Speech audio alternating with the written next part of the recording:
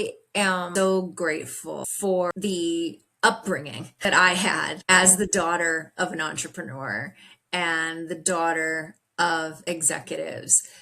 It it helps to have that background to become not just an academic or a talking head, but someone who's been there, done that, bought the t-shirt, had all the struggles, cried in the closet at night, done all of the things that we do, right? I learned my foundation truly by watching my dad struggle in his business. And I grew up actually in a hotel operation that my father was the owner operator. He sold his paving company in order to purchase the land that the property went on. And I grew up riding my tricycle.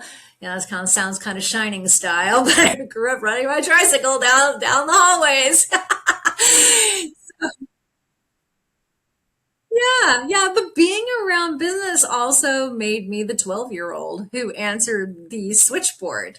And I ended up seeing all of the aspects of the business and how they worked and how the people portion came in and how when things went very wrong, how to address them. And it was a very living, breathing upbringing of that, but also being so young at the time and also facing when my father made a critical experimentation mistake, and that's that he said no to being a part of a major franchise. And when he said no to that based on his own change resistance, that was the first domino that fell that toppled the legacy. It's the reason why I'm not Paris Hilton today.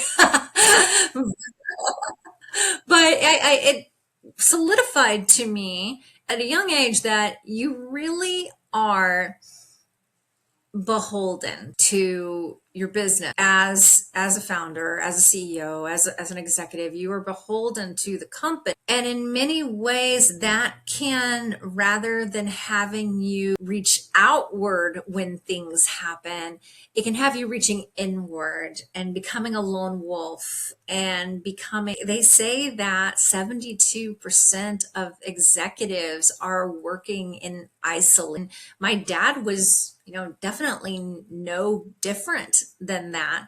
And he had a cohort of buddies, but that cohort of buddies, they had their mindsets and they weren't at the level of, oh yeah, absolutely. Like this is the opportunity that you need to lean into. They were like, oh no, Wayne, you need to keep your name on your property. Your name is what matters. Your name is what matters. And I will tell you that all four of those buddies, their businesses are closed.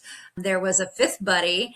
His business is not closed, and that's because he had a Chevrolet dealership with his name on it. So he misapplied his experimentation strategy. So who you're surrounded with is really important. So that's what lent me to really understand change manage, who we align ourselves during times of change, during opportunities, during times of failure, and create the critical opportunity method, which allows executives to examine their behavior at that moment of challenge to drive them into innovation versus drive them down into a breakdown.